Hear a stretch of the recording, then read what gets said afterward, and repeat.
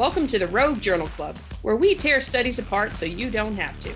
The Rogue Journal Club is a ScioSophia production, featuring long-form discussions of peer-reviewed studies published in academic journals and their connections to society. I'm Adrian. And I'm Gina. We'll be your hosts. A journal club is when academics at universities get together to talk about papers. But we've gone rogue. We're going to do Journal Club our way. Join us. On this episode of the Rogue Journal Club, we discuss the article, Why General Artificial Intelligence Will Not Be Realized. The article appears in a 2020 issue of Humanities and Social Sciences Communications. The author is Ragnar Feeland.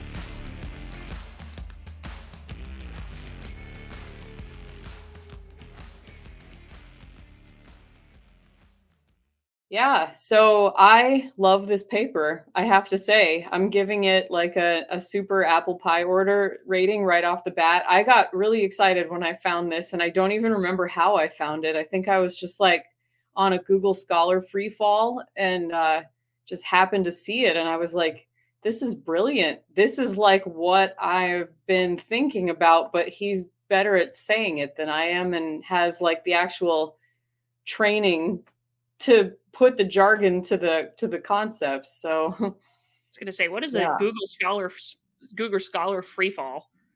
Oh, when I just like look up a paper and then look up another paper and then it makes me think of another paper and then I look up another thing and then I just kind of like, how did I get here? So the rabbit hole, in other words. Yeah.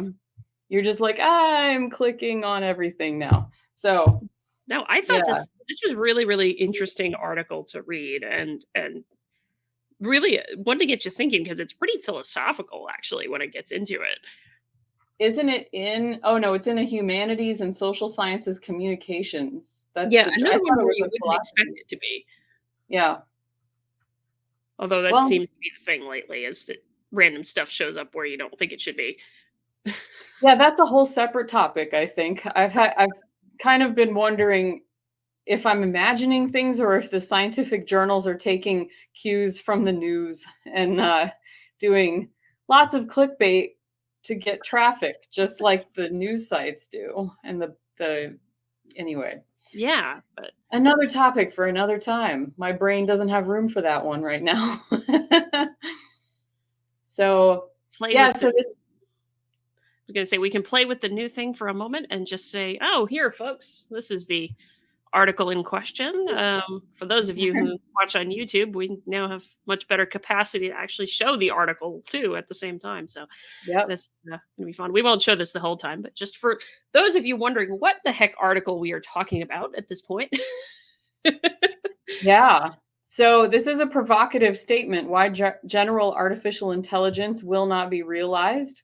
I have no idea how to pronounce his first name. His last name. Ragnar makes sense. I don't quite know how to pronounce his last name. Yeah, the English speaker in me would say Figeland, but I'm sure that's very wrong. No, I think he's from Norway, so it's a Norwegian name. So I don't know how to pronounce that, but either way.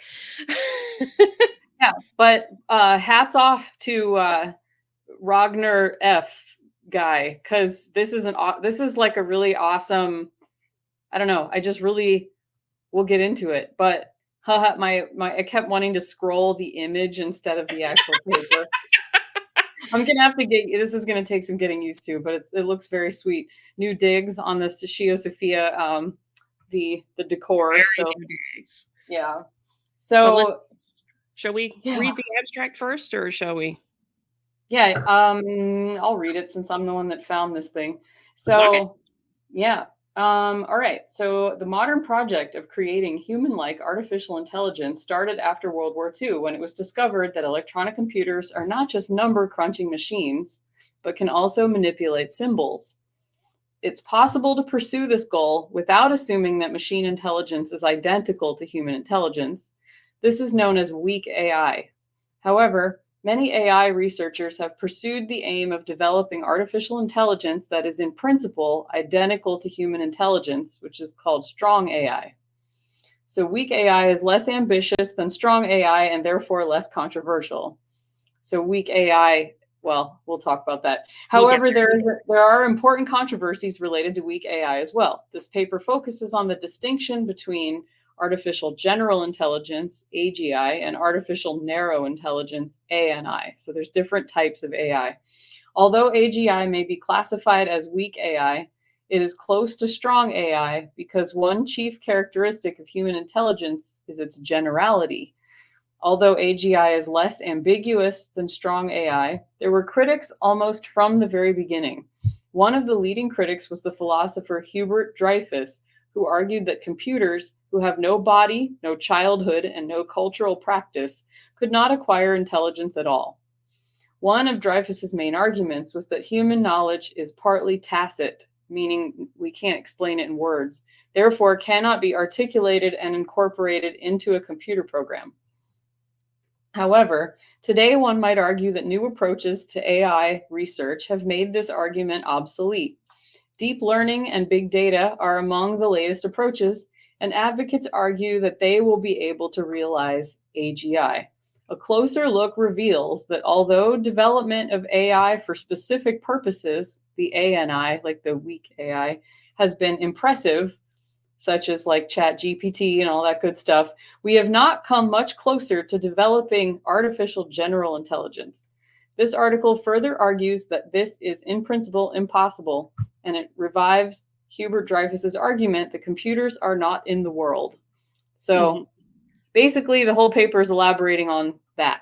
And I loved this because seeing and playing with ChatGPT and watching everyone freak out about it, and all the Silicon Valley people that are like, we're almost there. We're almost to the future. We're almost going to have artificial general intelligence. We should all be scared. Oh my God, it's going to take over.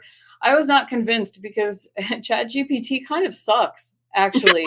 like if you were to write a paper in school using ChatGPT, you would probably get like a C at best. Oh yeah. And only in your like intro courses. You're not gonna, this would not work even in your senior level courses. So yeah. So I mean, the idea with like strong AI and AGI is pretty much that, and that I'm glad you brought it up because that's what I thought of too. It's just like, wow, this really alleviates the fears of AI taking over the world. You know that yeah, that's the yeah, running sci-fi joke that shows up in movies and it's popular culture kind of reference that AI is going to yeah, conquer the world. AI is going to enslave all the. Think of the Matrix. There we go. That's the movie trilogy yes, that comes to mind, the Matrix. But not really is what it yeah. seems like is the answer Like there. or that we'll have data from Star Trek like walking among us, and we won't know it, or they'll be better at everything than us, and we're going to lose our society. I And I'm not obviously in the AI field, so I don't know the history of all of the different experiments that were done, but he does talk about a bunch of those things. So it was nice to get caught up. Oh yeah. So I think one other thing that this paper is going to be really useful in talking about to like the general public, I guess, which is a phrase I hate saying, but like the YouTube viewers that may or may not be scientists, is that this hits on causation and correlation in a really interesting way. And yeah, and like the Bayesian thinking versus rationalist, like Popperian thinking. So if anyone out there is a Karl Popper fan, I'm a little bit of a Karl Popper evangelist, which is probably kind of against what Popper would want me to be like, but nevertheless. So yeah, that like sort of hypothesis driven thinking where you have to make a claim and then test it, versus Bayesian, where you come into it a little bit like hypothesis naive, where you're doing like more of an exploration. So Bayesian statistics is not necessarily hypothesis naive. It's more so that you have an a priori assumption about what something is going to be, and then your data changes what that's going to be at the end. So as was driven home to me in my Bayesian stats class, it's basically posterior equals prior times likelihood, and your likelihood function is derived from the sample data that you have, but your prior is a statistical distribution that you a priori assumed about something. And so your posterior distribution of that something is informed by data and evidence real world together with your a priori assumption. So I Which think is okay, I, not entirely yeah, different from the hypothesis idea, but you are making something of a yeah. conclusion of what you think something is like before you get data with it. You have to do that with Bayesian stats. I guess with the hypothesis driven specifically, you're making a generalization, Yeah. which with Bayesian thinking you Bayesian's don't much do. more specific. Yeah. Yeah. So the Karl Popper way is like all swans are white. And then you see a black swan and you have falsified your statement because Exactly. one counterexample is enough to disprove your statement, but you can never prove that all swans are white because until you see a counterexample. Right. And then if you never see a counterexample, you don't know if that proves that all swans are white or if you just haven't seen a counterexample yet. So that's the mode of like scientific thinking that I know the best. And the Bayesian stuff never had a single class in it. I think in my stats 101 in grad school, they spent like a couple weeks talking about why that's different from what we were doing, and then that was as far as it went. And the rest of it I pick up a little bit from philosophical conversations like this one. So so yeah, so you're saying that what's an example of how could you flip the swans are white thing to Bayesian thinking? Like what would be a way to kind of put that into English words for the people like myself? Well, the way that you might look at it in a Bayesian sense is to say you have a spectrum from black to white, and you think it's all normally distributed over here on the mostly white side with maybe some tinges of gray feathers and things like that. Okay. But then you get a whole bunch of sample points, and usually it's like several thousand kind of thing, sample points, and you probably have some black ones in there. And depending upon that number of black ones, your distribution may shift and change at the end of it to say, oh, okay, certain amount of swans are white, certain amount of swans are black, and there's some gray area in the middle. Okay. Or Yeah. Bayesian stats that's a very simplified version. Bayesian stats is complicated enough that you could do like bimodal distributions at the same time where you just like literally have nothing that's gray in the middle and you have black and white. Okay. But you still have to sort of make a guess as to what you think it is, and then you continue to mold it and refine it as you collect data. Yeah. So that's essentially the principle behind machine learning. It is, yeah. Yeah. So you're training these computer algorithms to get better and more accurate, and they're getting closer and closer and closer to the truth without ever actually getting there. Right. And yeah. And I would preface this, you've already said it for yourself that you're not an expert in machine learning. I have dabbled a teeny bit with machine learning, but I would not call myself an expert either. So Yeah. Yeah, we're a little out of our depth, I think, in talking about this, but I think because it gets philosophical, that's kind of the fun part of this, and the stuff that to me seems relevant to the cultural stuff. My phone is literally ringing during the show. I hope somebody answers that. Okay. well, I'll ring once. That's fine. Yeah. Anyway, Hey, somebody could else be my answered phone it. going off with the goat scream. With what? With goat scream. I have a goat scream ringtone. That's insane. I hope. Can I just call you on it now? You're No, gonna hold go on, I off. can play it for you. I can play it. I mean, yes. I'm sorry, our lovely listeners and viewers. This is not part of your normal show, but I'm sure you all would appreciate this. But we are not a normal show, so I guess that works out.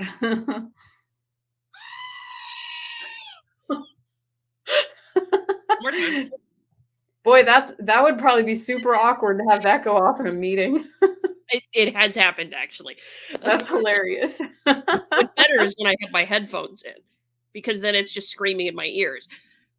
Oh, and then you're like, if you're making this face like That has happened to me too. It's been somewhat interesting, but that is a tangent. That happens. We have phone calls in the middle. Yeah, good story. Yeah, and then I can back up and do a better job saying what I was trying to say before, which I have to save myself.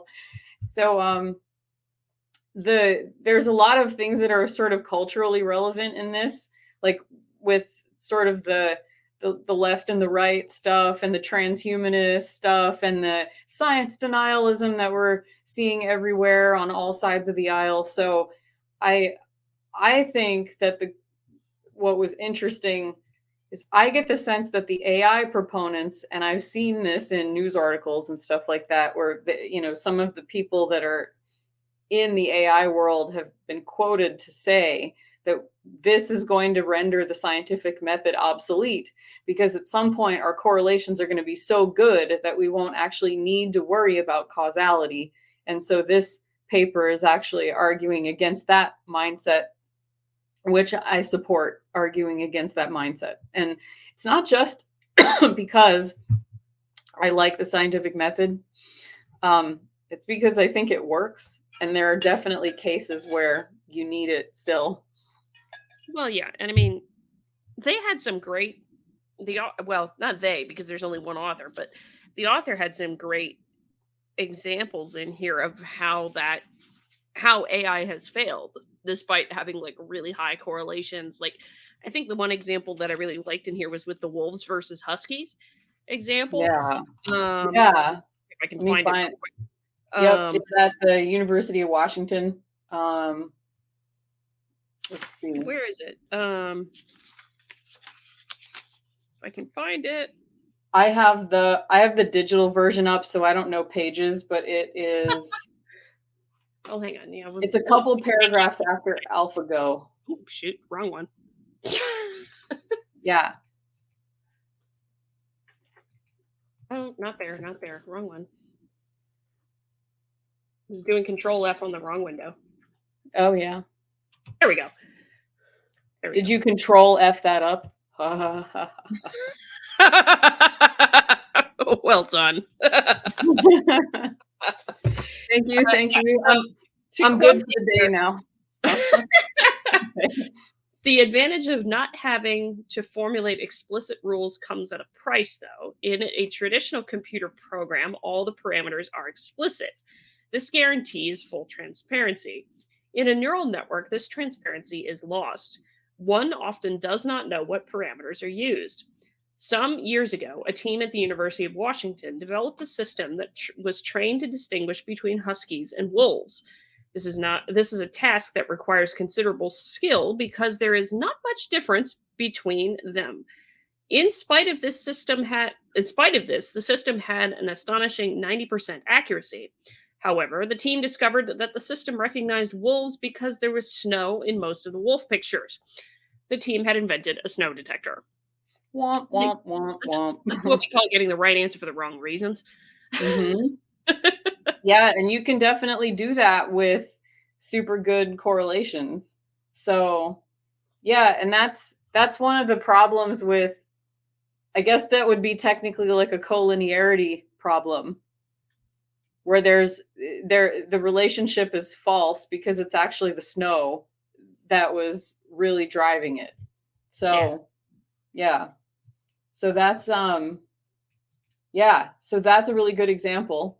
And I think sometimes I don't quite understand the motivation to overturn what I read an article where someone was talking about Popper and falsification and hypothesis testing, and they called his method critical rationalism. So I think that's probably, instead of calling it like Popperism, I'll probably call it critical rationalism from here on out. But it's the idea that I described like a few minutes ago, where you make a general statement and then you falsify it. So people seem to really not like that for some reason, but the criticisms, there haven't really been any real substantive criticisms of Popper since those books. And people who criticize Popper, according to this philosopher whose blog I was reading, that usually the people criticizing Popper do so for a few reasons. One, they don't actually understand critical rationalism because they haven't read Popper's explanations. They've read other people's explanations, and they just heard Popper was wrong and then repeat that. or they are unwilling to actually learn critical rationalism because they're convinced that the method they have works well enough for them. And so they're Right. not, so it's been frustrating for me because I learned that stuff and then I thought like, this explains everything that I've been frustrated with for 20 years, as far as the way that people think and learn. And I forgot what I was going to say. Every time I try to write a paper responding to one of these DEI things that comes out, I feel like I'm just rewriting the open society and its enemies. And then I'm like, why bother? Someone's already done this better than I have. I should just write a paper that goes, read the open society and its enemies. Thank you. Yeah. But yeah, this motivation to like poo-poo critical rationalism is very odd to me. And I don't know if it's emotional, and I don't want to say it's that, but these Silicon Valley people that are obsessed with AI seem to be kind of in love with themselves and their technology. And AI is cool, like what they call AI, but what this guy says is that that's not really AI, it's just fancy Well, I mean, regression. it's not that it's not AI, it's that it's weak AI. It's tailored for a specific thing. I actually got into this conversation at work, and that's what they talk about in the article. Is it's really just most of what we think about or the amazing achievements in AI are really not human intelligence because they're only really good at this one thing over here. Yeah. And I got into this conversation with a coworker actually, and he was talking about how Chat GPT. I tried giving it some mathematics commands and it was really, really bad. It couldn't do math. And I'm just like, Yeah. I had to talk with him about it because I think I did a video on Chat GPT on the channel a while back. And yeah, that's because it was trained. It's called Chat GPT. Its formal name as a model is called the language learning model. It's just meant to read through language to try and answer and figure out questions. It can't do math because it was never trained to do that. Mhm. So yeah, if you're looking for it to solve a math problem for you, it ain't gonna do that. They Yeah, talk in here. do you remember that episode about the propane stoves where I said that I had like asked ChatGPT to calculate the rate that my house was filling up with gas? Yep. And it calculated this like wide range of results that kind of didn't make any sense. And I remember thinking like, well, I just tweaked this one number and suddenly that changed the answer by 2 orders of magnitude. And that didn't seem possible to me. That didn't make sense to me. So I wonder, looking back, if that calculation I should have just like gotten a spreadsheet out and done it the hard way. I would have had better results. It's So possible, yeah, because it's just not what Chat GPT was designed for. And they mhm. make a good point in talking about all of that here because this is one of the things. This is why I think we encourage you to go back and read this article because, of course, it's linked in the description and the show notes for you. But they talk about like I'm gonna keep saying they, and there's only one author. Yeah, we're so used to these multi-authored papers. Yeah, Yeah, so get your grammar correct. But yeah, there's after Hubert Dreyfus published what's called What Computers Can't Do, there was tremendous progress in AI. And the first one that he talks about in the milestones, I actually remember because I remember that being a big thing in the news in 97. And that was IBM's Deep Blue computer, which beat the world champion of chess.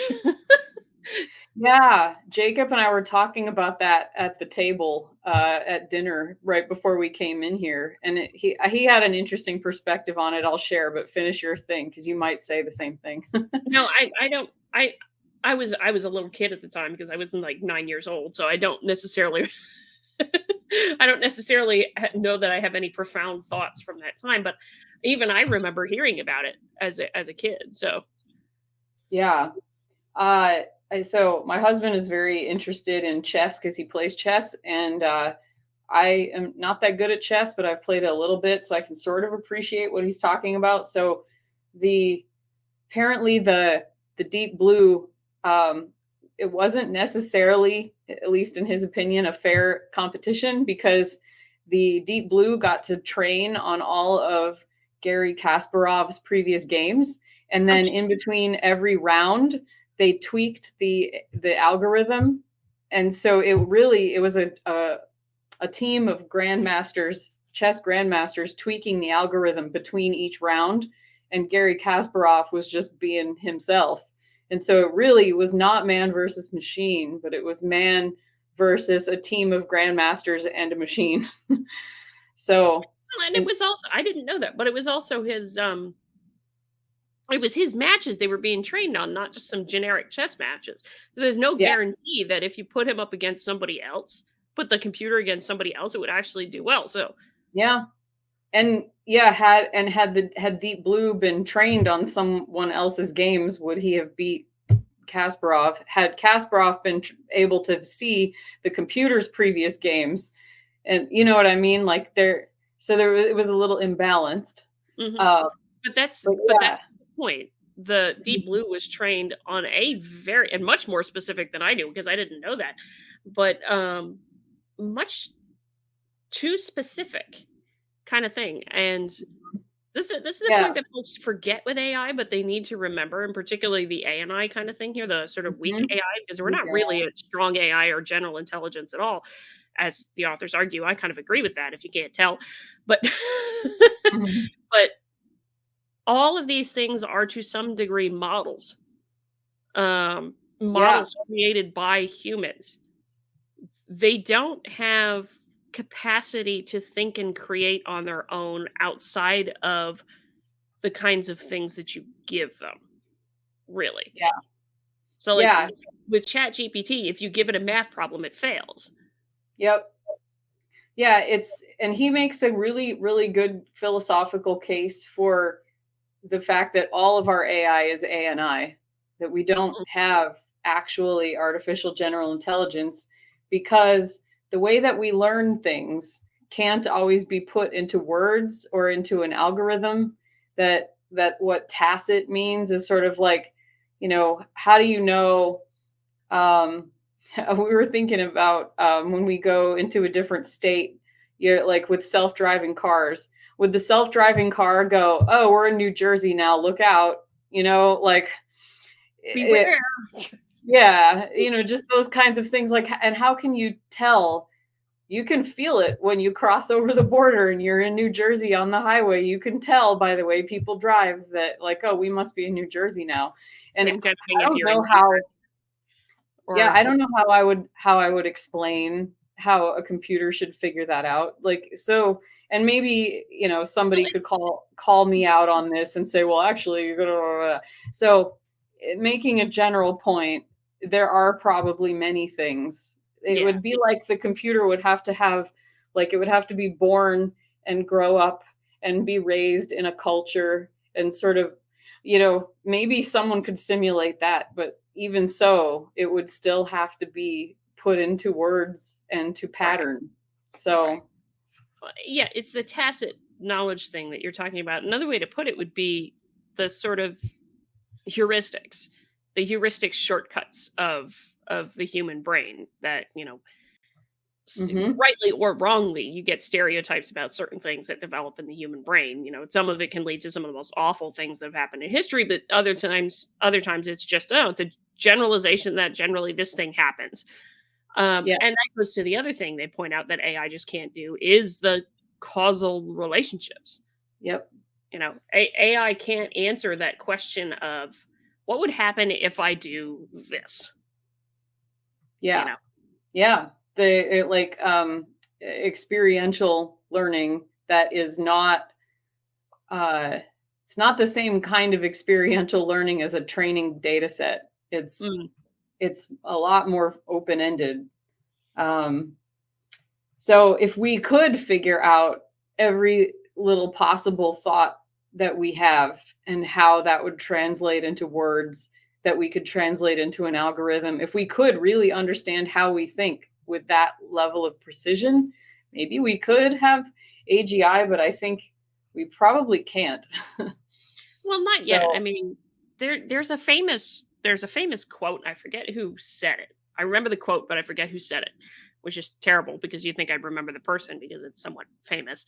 Um, yeah, and the person said, "If the brain were so simple we could understand it, we would be so simple that we couldn't." yes, exactly that. Yeah.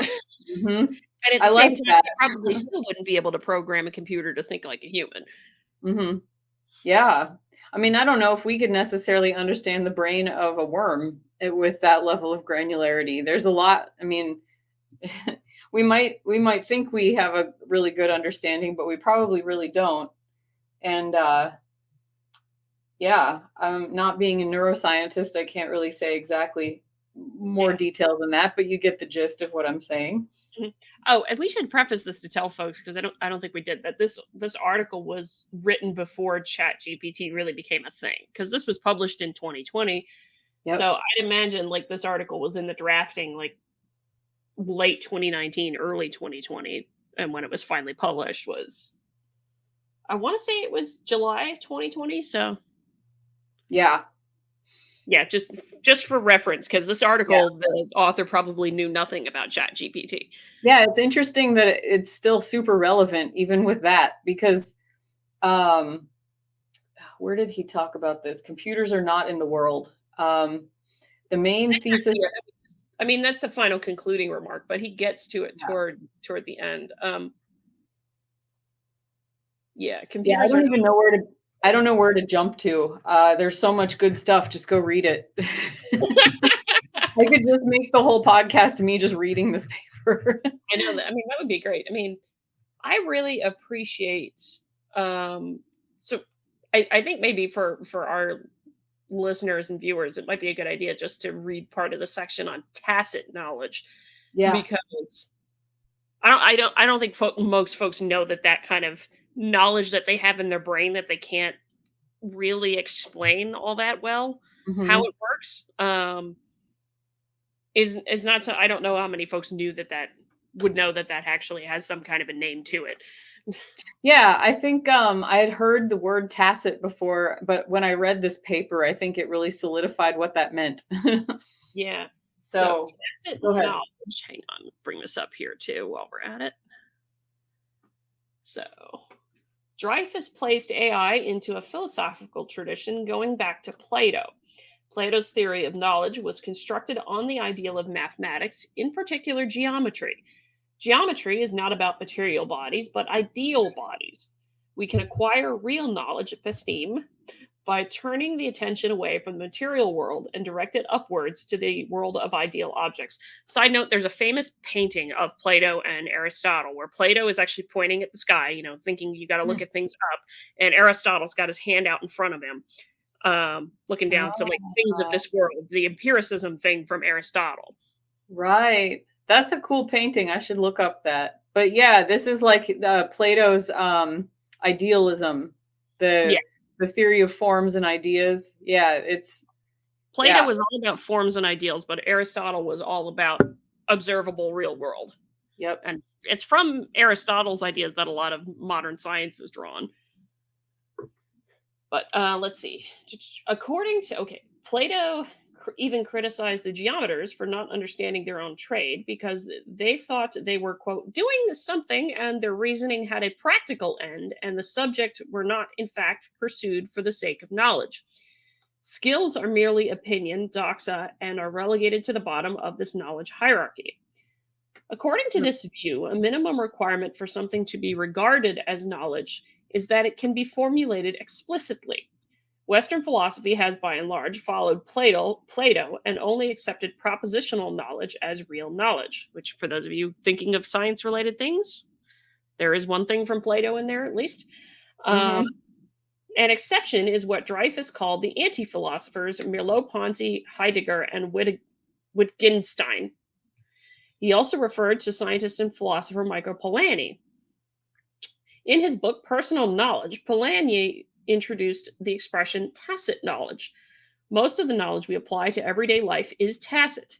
In fact, we do not know which rules we apply when we perform a task. Polanyi, Polanyi,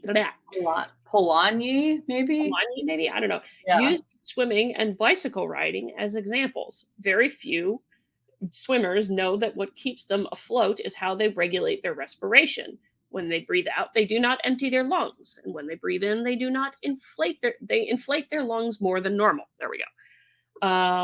Something similar applies to bicycle riding. The bicycle rider keeps his balance by turning the handlebar of the bicycle. To avoid falling to the left, he moves the handlebar to the left, and to avoid falling to the right, he turns the handlebar to the right. Thus, he keeps his balance by moving along a series of small curvatures. According to Polanyi, I'm never going to get that right. It's okay. A simple analysis shows that for a given angle of unbalance, the curvature of each winding is inversely proportional to the square of the speed of the bicycle. But the bicycle rider does not know this, and it would not help him become a better bicycle rider. Later, Polanyi formulated this insight as, quote, "We can know more than we can tell." Yeah. Yeah, those are much better examples than my dissing of New Jersey drivers. Apologies if anyone in the audience is from New Jersey, but y'all better slow down. Seriously, you terrify me. But yeah, anyway, those are much better examples because it's true. Like, how you're not going to whip out your calculator and that's somehow going to make you better at bike riding. Mm-hmm. So, yeah, that's. Yeah. I think the other way to put it is experiential knowledge. Mm-hmm. Yeah, I like it. That's something that AI really can't learn.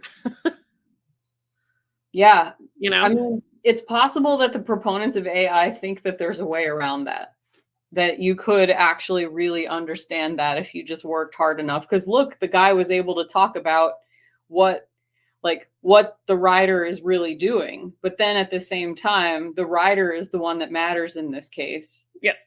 What the rider knows, because that's what you're trying to simulate is, well, how does the rider know? No one sat down and did that math for them when they were 7. They would just put them on a bike and said, go and fall down until you figure out how to not fall down. Mm-hmm. So, and I mean, they might say something, I think they say this somewhere later in the article where it's just like, when you're asked to describe it, you might reduce it to like simplest possible terms.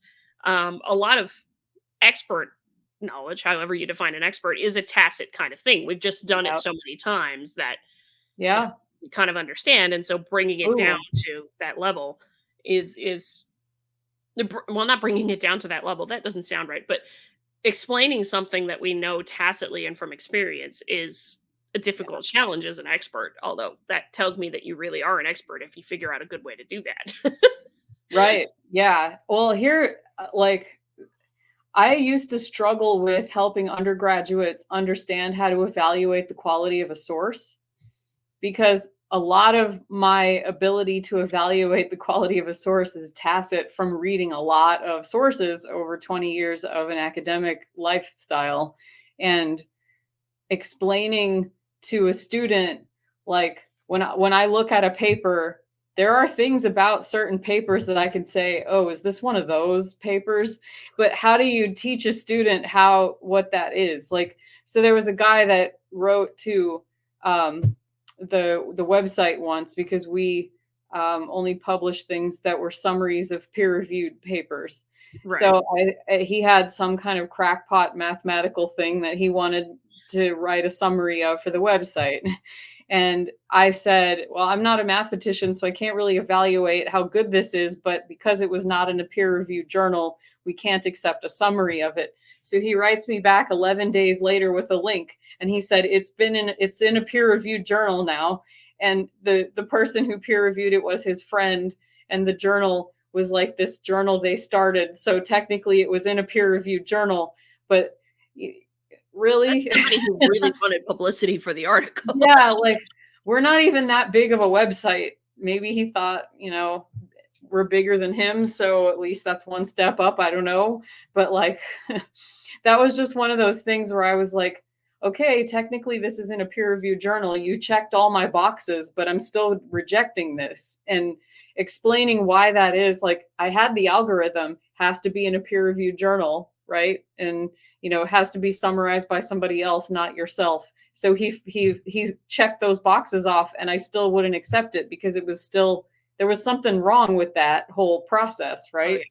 So you started a journal just to get it summarized somewhere else. That's just no. And then how do you tell a student, well, if you find this paper randomly and it's been peer reviewed, Does that mean that it's true? Well, no, because then you have to know behind the scenes, like, yeah, this journal was kind of started by two guys that just wanted to give fake credibility to their ideas and have a quick path to publishing without all that pesky editing. Yeah. So, but how would the student know that? You have to be able to spot it. And a lot of it was sort of in their communication style in the email and just the way the conversation went, where I was like, I've seen this kind of thing before. But when I was an undergrad, if someone had explained all that to me, I wouldn't have been able to spot it. So it just takes experience to, like, you're building lots and lots and lots of little correlations that you could never put into an algorithm. Yeah, definitely.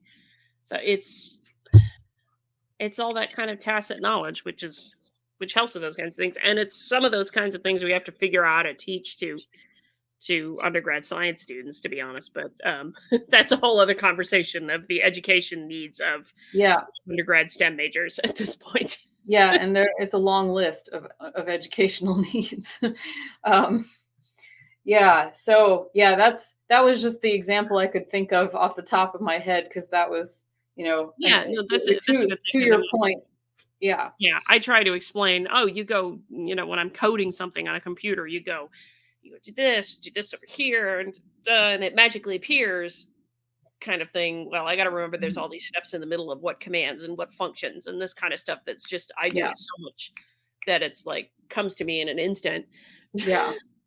And even learning math as a child, like if your math teacher is not mindful of what it's like to not understand when I was a student in math class in high school, I used to get really emotionally, like, wound up over, like, but you skipped like 4 steps. I don't know what you're doing inside your head. You have to tell me that. And I think in some of them are not very good at telling people what the steps are, and some really are. And those are the good math teachers that change your life, but there are so few of them.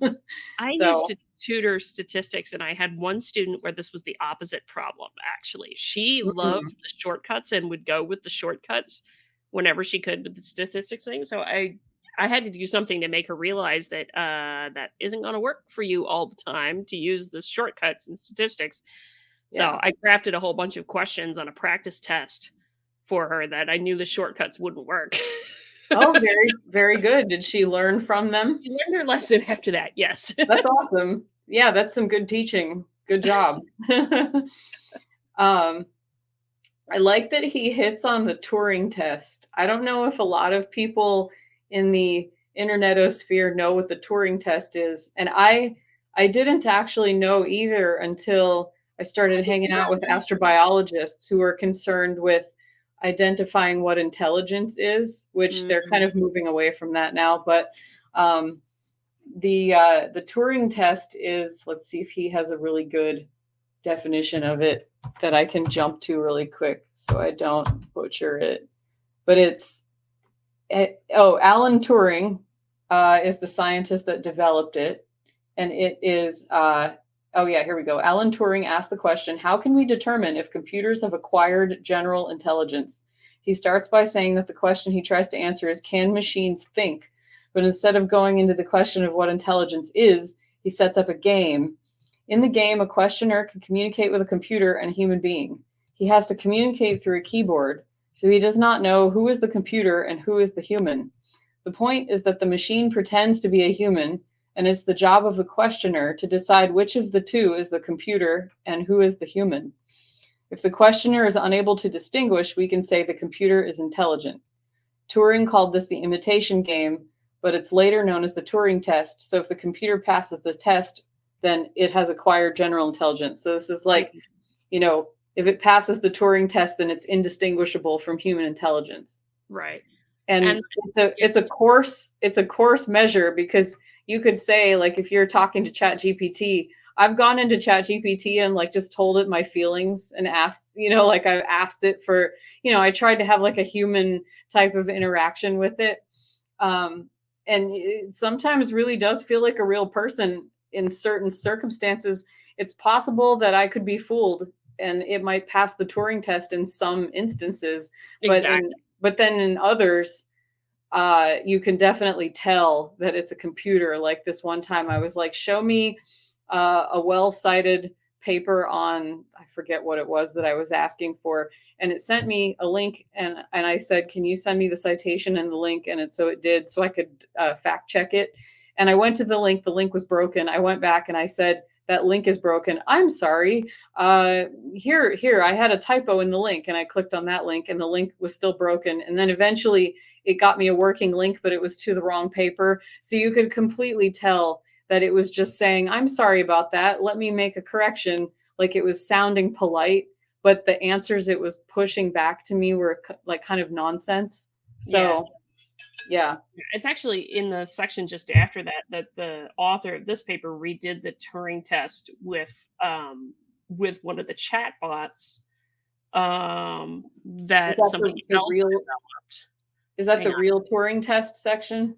Yeah, the real Turing test. So there's an annual competition award. The program Mitsuku won in 2013, 16, 17, 18, and 19. A lot of awards.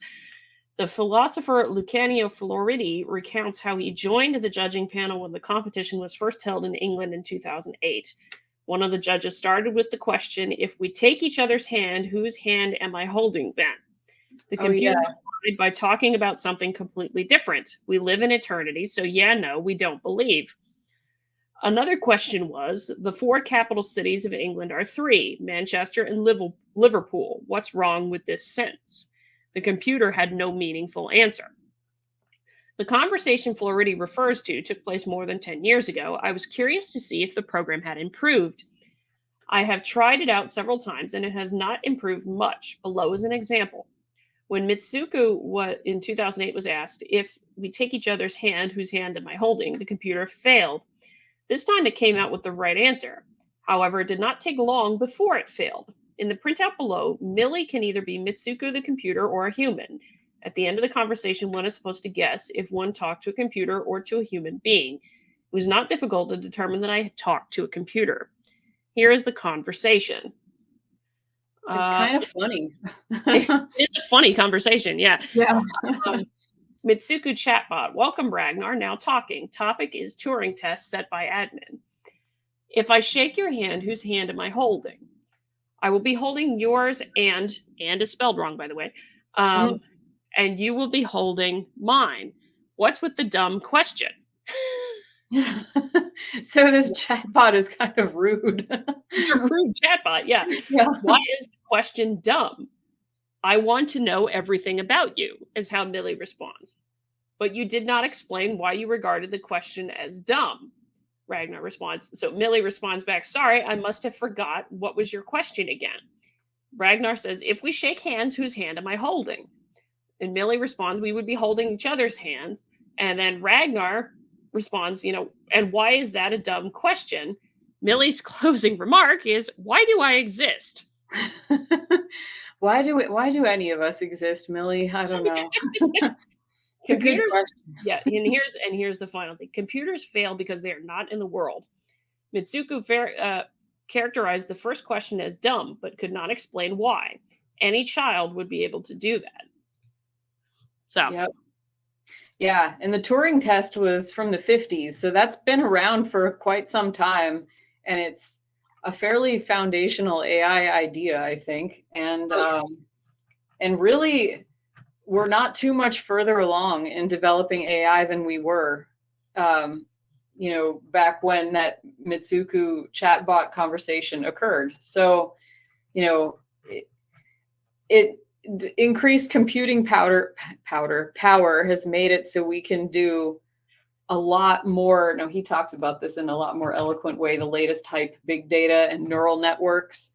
So we have that now. That's the new thing. But neural nets have been actually what I messed with. And I do understand at a basic level how they work, because they are designed to mimic the human brain. In that, you have however many neurons that you have in your head, and they're all connected together, making really quick decisions and learning very quickly about things that are going on. Yep. But I can tell you one thing: when I have tried working with neural nets myself, they are extremely computationally intense to do. Mm-hmm. And there's still no guarantee, and there's absolutely no guarantee even that you'll get it right, or that they'll get it right after you've trained it. Yeah, one of our writers talked about this AlphaGo neural network that played Go. That other sort of, I forget how to describe it. Is it a Chinese or a Japanese game? It's a Chinese game. It's a board game in China 2,000 years ago. Okay. Yeah, and it's much more complex than chess, and was, I guess, for a long time thought to not be possible to do on a computer because of its complexity. But now we have neural networks, and so that made it possible for the computer to handle the amount of data that would be required to play Go on a computer like that. So you should go on YouTube and actually watch the AlphaGo versus the Guy competitions. They're really intense. It's some good television. But a pretty potent strategy game. That's not right. I was going to look real quick to see. Oh, like how to play it? Yeah, that's probably good to explain. I have no idea. Well, I don't know that we need to explain it as much as just show a little bit of where it is, or what it is, because this is off of Wikipedia, so take that for what you will. But Go, the game here, played on a grid with black and white pieces, and pretty abstract game invented in 2,500 years ago, or more than 2,500 years ago in China. And it's the oldest board game that's continuously played to the present day. So people actually still play this game.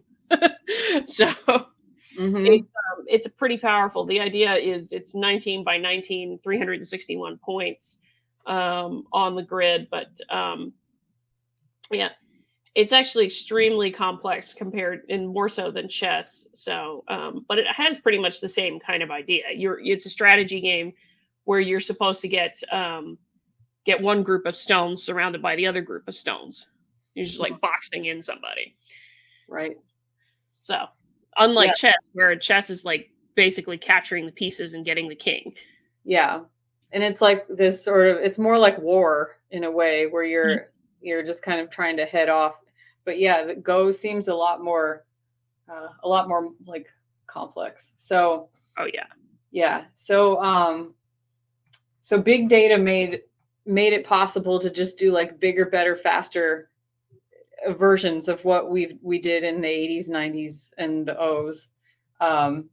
So does that mean we're any closer to AGI? It seems not really. So no, yeah. I mean, even with big data, and for those of you who don't know, of course, I might be new to this. I work in the climate science and modeling world, and so big data is part of my job just inherently at this point, because it is terabytes, if not petabytes, of data on a regular basis to manipulate. Manipulate sounds like a bad thing, but it just really means you're working with the data. It doesn't mean like doing anything nefarious. Right. But people want to think that more equals better, but that's not necessarily true, because more just means more information. It doesn't mean more knowledge. Yeah, quality over quantity. Mm-hmm. Or the other way around. It's quantity over quality with big data. Yeah, that's what I meant to say. Yeah, so there are a lot of articles, and I guess this is the cultural part of it. The end of theory, the data deluge makes the scientific method obsolete. So that type of mindset is what is behind. I'll paste this in our little private chat if you want to put it up on the screen. I think if you want to, you should be able to share, because there's a thing that's called present on the bottom of the StreamYard window. So I just have to add it to the stream because I'm hosting. Oh, okay. Hold on, let me see. Share screen. Select window. There we go. Oh, how cool. I can share too. All right. Is it popped up? There it is. Ho, look at that. Look at us being technological and fancy. Okay. So this is not necessarily like the article to represent all articles on this viewpoint. So I just picked it at random because it had a really provocative headline. But this is the kind in the article we were reading too. So Oh, it was? Okay. Yeah, I saw the title mentioned at one point. So Yeah, this is a viewpoint that I think is sort of the opposing viewpoint to the paper that we chose for this episode. So it is, let's see, I want to find, yeah, this is disturbing to me, and I wish that I had the philosophical prowess to take this kind of stuff down, but it looks like our pal Ragnar has done his best. So, learning to use a computer of this scale, meaning, whatever he was talking about before, uh, one of the big big data data generate. successes. Yeah. The opportunity is great. The new availability of huge amounts of data, along with the statistical tools to crunch these numbers, offers a whole new way of understanding the world. Correlation supersedes causation, and science can advance even without coherent models, unified theories, or really any mechanistic explanation at all. There's really no reason to cling to our old ways. It's time to ask, what can science learn from Google? So, Sorry, no. yeah, no, And no. I can actually give you another practical model why that doesn't work, because 1960s, our primary understanding of the climate was atmosphere and ocean, and that was about it. I can turn this off if you like. Oh, yeah. How do I? Thank you. Yeah. Was Well, atmosphere the and viewers ocean. were able to see just like how many more hits there are on that topic. So, Yeah. yeah. Is primarily atmosphere and ocean. And so 1960s, it was, simple atmosphere, the ocean. It was pretty much a bathtub model, simple model of the atmosphere, bathtub model of the ocean in the 1960s. Now, if that was all there was in our understanding of the world, all you needed to understand the world, that would have worked fine. But in the time since the 1960s, when weather models and climate models were first created, um, we've added to our knowledge base, because we've been pursuing the causal interactions, a tremendous number of physical processes, and we are still adding a tremendous number of physical processes. So if you're not seeking the causation, you're inherently omitting something that causes the correlation to begin with. Yeah. And so your Yeah. model's not going to be successful in prediction. So, and this is kind of represented now, because the current generation of climate models includes things like biogeochemistry and hydrology and ecology and the interactions between atmosphere and ocean and land, and a much more complicated ocean model, and atmosphere and ice, ocean and ice, land and ice interactions, all of those kinds of Yep. gigantic features and things that make our world extremely complicated. Mhm. Yeah. But that's something you need causation to even understand, that you need to represent those physical processes and capture some of the data from them to begin with. So it almost gets to be like chicken and egg thing is, does the data reveal the correlation and you get to the causation, or does the causation tell you need more data? Well, a lot of hypotheses are developed because of tacit experiences that humans have. Exactly. So, like, how do you explain how you got an idea for one of your papers? Like, maybe you got it from another paper, but why did you think to ask that question in that way? To begin with, what? That's Yeah. that would be a good, interesting test for Chat GPT. That Mm. ask it a general question, and then ask it, what gives you that idea? That's kind of what he did in his like Millie conversation. Why Yeah. do you say that? Yeah. Have And it it couldn't give explain you an answer. itself. Well, Yeah. ChatGPT gets mad when you ask it to cite its sources. Yeah, I it didn't know says that. like, I as haven't it, played with it as I'm a much as you. natural language model. I gain my knowledge from all sorts of different places and don't have the ability to tell you the specific sources. Like, you get I'm an just F. curious. I'm just curious to try this and see, because I do have an account for OpenAI to play with Chat GPT, so I'm just kind of curious to try that on the fly. Yeah, so basically what I would do is I would ask it a science question, and then it would tell me its answer, and then I would say, what are the sources that you used to come up with that answer? And then it would give me that response. OpenAI, let's go. Chat GPT. Are you putting that up on the screen? I will in a second. I just wanted to get logged in first. Oh, okay, yeah. Great Don't want to put research that preview. part. Next. I remember Popper talking about Wittgenstein, and I have to go back now and read what he said because I don't know. All these philosophers' names are all familiar to me, but didn't major in that, so it's all kind of just like, oh, I've seen that before. What is that again? I'm gonna have to go back and do a review. But yep. Okay. So let's see. What question do we want to ask to start things off? How about, how does a planet form? A 9-year-old kid asked my husband that last week, so. Thinking.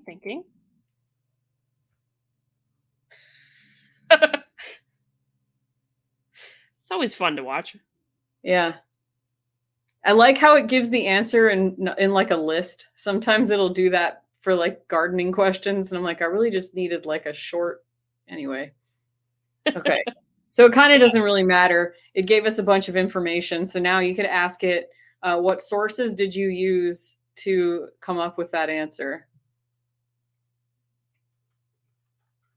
I'll be like really embarrassed if it actually gives sources because it'll make me look like a liar. It may have fixed it, who knows? Ah, there we go. Yep. No citable answer. No. Yeah, it doesn't like when you ask it to cite its sources. So, yeah. Why do you think that you're... Aha.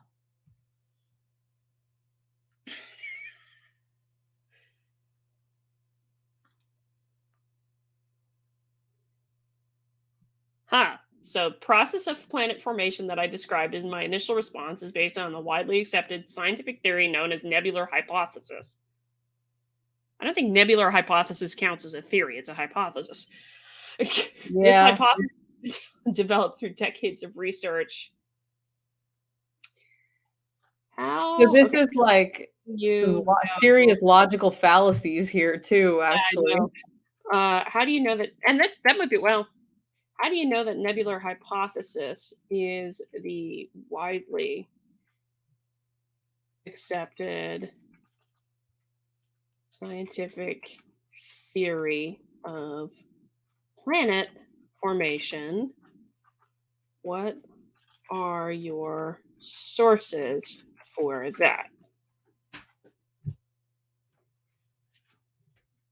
Thinking. There we go. It just repeated Okay, for our listening audience, hold on. The nebular hypothesis is indeed a widely accepted scientific theory of planet formation. It has been developed and refined over many years through the work of numerous scientists and researchers in the field of planetary science. Primary source of this information for the acceptance of the nebular hypothesis comes from scientific literature, research papers, and textbooks that discuss the topic of planet formation. While I don't have direct access to my training data, I was trained on a mixture of licensed data created by human trainers, and publicly available data. These sources may contain information from scientific literature and textbooks that discuss the nebular hypothesis and its acceptance within the scientific community. It is important to note that scientific theories are not considered absolute truths and are subject to revision as new evidence emerges.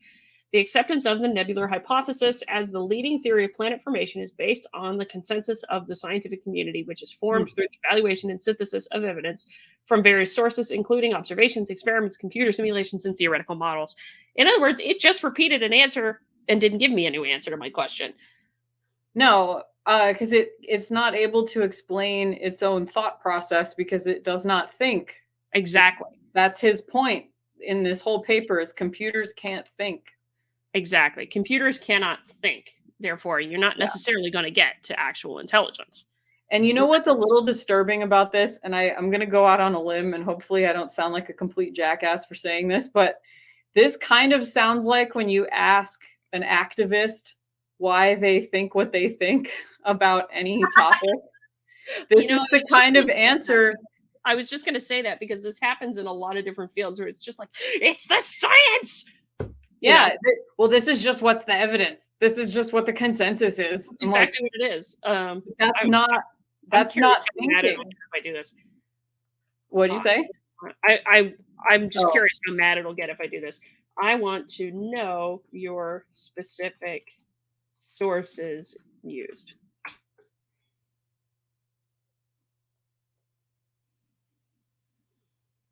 Yeah, it just repeats itself. It just keeps saying, I can't do that. So, yeah. So this is like, It doesn't have the ability to think and tell you what sources it actually used. it doesn't self-analyze. That is a feature of humans that we can, you know, to varying degrees of ability. Some of us are not as good at that as others, being self-reflective and understanding why you think what you think.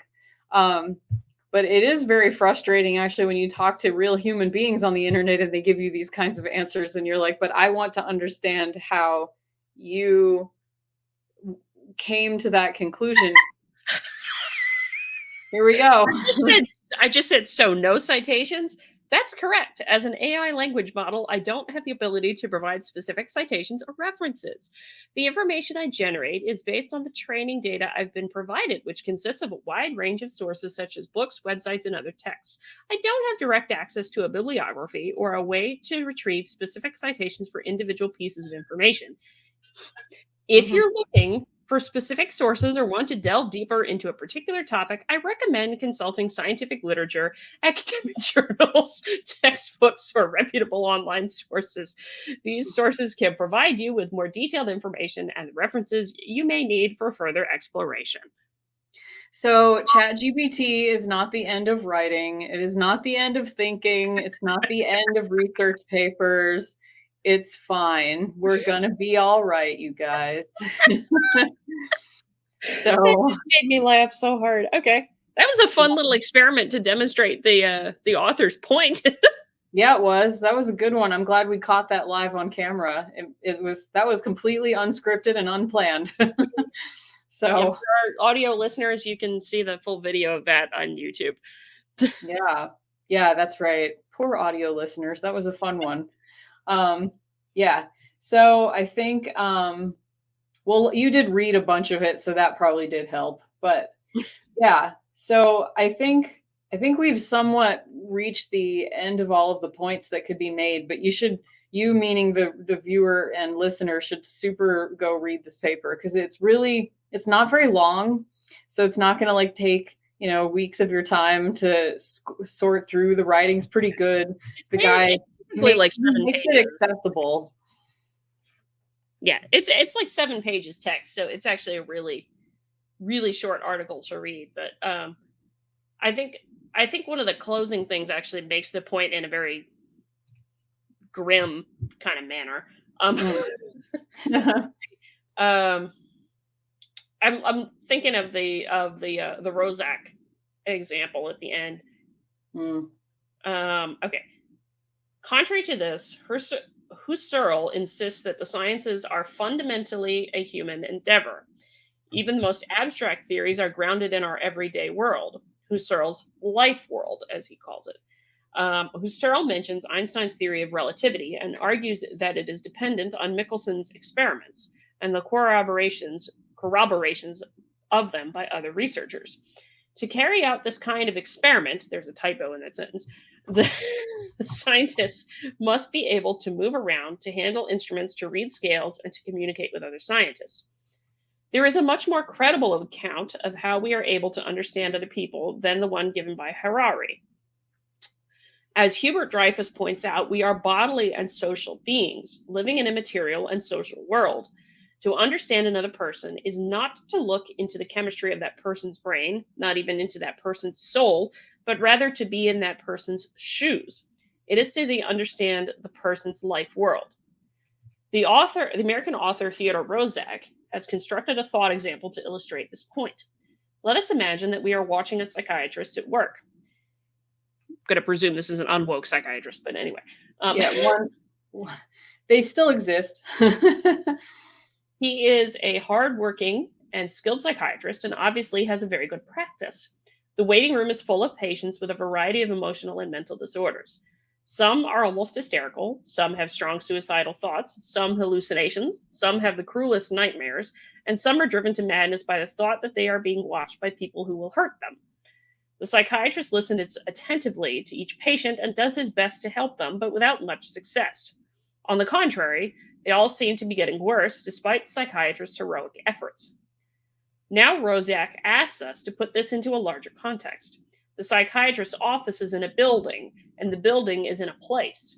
This place is Buchenwald, and the prisoners and the patients are prisoners in the concentration camp.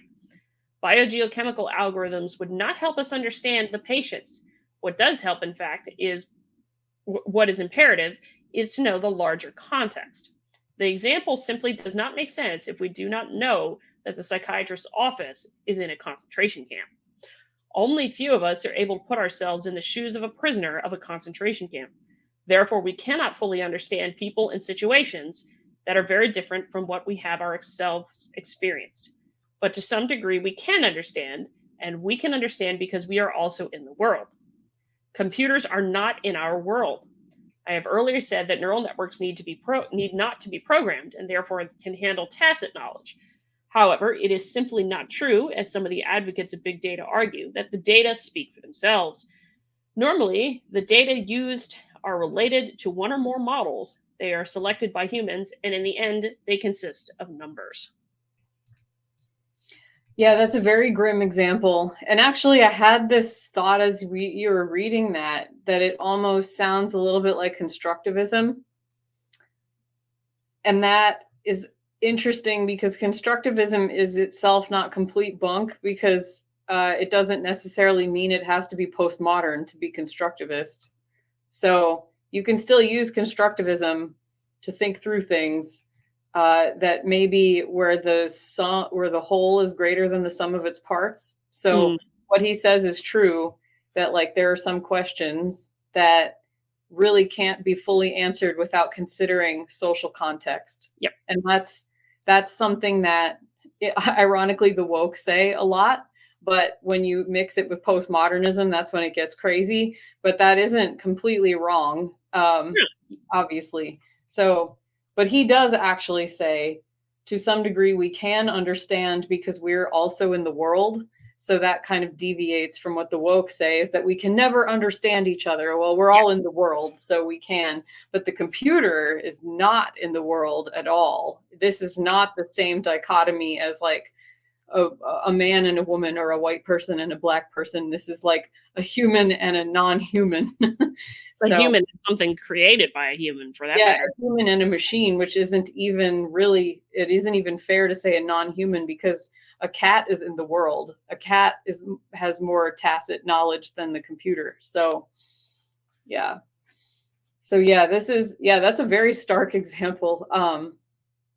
But that was brave of him to actually include that as his example. Usually people bristle at references to that time of history. So, but so what is this last paragraph where they were talking about, okay, the number of words in the English? Yeah, that's the paragraph about overestimating the power of AI and how it may have detrimental effects on science, which I wish he had spent a little bit more time to elaborate on that, because I do think it's a very good point. I have been worried about the usage of AI to really push scientists away from actually figuring out causal relationships. And I think, what is it? He's using the notation that, fame comes much more quickly, like 20th century interest in evolution was declining until Watson and Crick discovered DNA, which allegedly leads to better understanding, prediction, in other words, a better science via digitization, was the idea. And his thought in response to that is that Karl Popper's insight in 1981, too many dollars may chase too few ideas. Yeah. I think that, again, the patron saint of thinking, Karl Popper. I'm kidding. I gotta read more of his books. I haven't had the chance yet. Yeah, no, they take a long time. retiring from academia gave me a lot more time to get through those. But admittedly, the only one I've read from start to finish is the Open Society. I've read aspects of it more than once, but the other ones, Conjectures and Refutations and the Logic of Scientific Discovery, are really dense, and you got to know something about quantum physics, I think, to really appreciate all of what he's talking about in there. But yeah. I've read a couple chapters out of each of those, the ones that were relevant to like critical rationalism's like main engine. But yeah, there's a lot more there that I haven't read either, because my brain might explode. I'm really not as smart as I pretend I am. So No. You are very smart. Thanks, man. So are you. No, I mean, seriously, I'm glad that we're talking about this stuff, because actually I haven't seen anyone online talking about the topic in this way. It's almost entirely been panic pieces about AI taking over the world. And then the other side is AI is awesome and is going to save us all from all of our problems. Like, I've never seen anyone go, do neither. Yeah. Yeah, no, it's not. It's just a fancy regression that's bigger, faster, louder, harder, whatever, you know? So we can be wrong faster now. So with much more expensive computers. But yeah, I don't think I have anything else to add, but this was a fascinating article, and I, like you, encourage our viewers and listeners to go read the article, because you'd have a good time. And yeah, it really does get you thinking, because I think the hyperbole on both sides, like you were saying, is overblown. Yeah. And you know, how can a hyperbole be overblown? That's redundant, I guess. I think noise on both sides is overblown. Let's put it that way. Yeah, and I think if anybody like myself, until I found this article, I was, you know, kind of anxious about like, what does it mean that we have all this now? And my previous career path was in writing, so ChatGPT freaked me out at first, because I was like, oh God, why are we talking about like writing skills becoming obsolete? We actually overwrote rhetoric skills with teaching writing instead, and now we're talking about getting rid of writing too. And I got really depressed actually for a little while, because I thought, well, I don't know, self-interest. I studied writing, you know, I honed that skill over my whole life, basically, since I was a little small child with a pile of notebooks. And so in a way I was like, oh, well, the one skill I had is about to be obsolete. But then once I dug into it, I was like, oh no, I don't have anything to worry about here.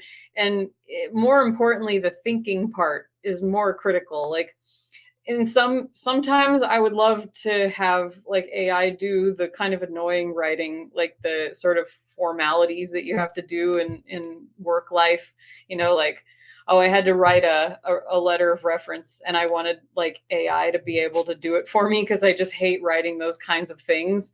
But the thinking writing, like the real creative writing, it seems impossible for AI to really replicate that. And a lot of people online have figured that out too, where if ChatGPT can regurgitate, but it can't create new ideas. So all we're going to see is basically, this is like fancy plagiarism. Yeah. So yeah, I've heard about folks wanting to try and incorporate AI into their class teaching, and I'm just like, you're just going to get fancy plagiarism. That's about you could incorporate ChatGPT into teaching the way we did in this episode, where you can teach people about logical fallacies and the difference between human thinking and big data and machine learning. That would be a valuable way of doing it. I know there's even science communication is now like all into, what if we could use ChatGPT to help us with science communication? And I heard about that. I just don't. My successor, my successor at Sciworthy had this great newsletter. I still stalk them every so often to see how things are going, and it looks like it's going well. So I'm happy to see that all that is not gone. So she did this cool newsletter where she actually treated ChatGPT like a student and had it explain a bunch of things that she knew from her field of expertise, just to see how it characterized the scientific data until this point. Like, how did it represent what's currently known about what she studies?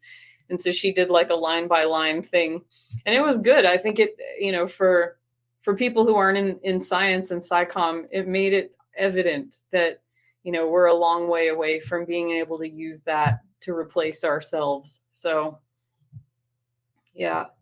So never fear. Humans still matter. Humans still matter. Humans are still awesome. Yeah. At least most Sometimes. of the time. Yeah. Yeah, let's not be hyperbolic either. We're after the truth. As we're hopefully anyway after the truth for the most part, and then sometimes we slip into wishing for a perfect world.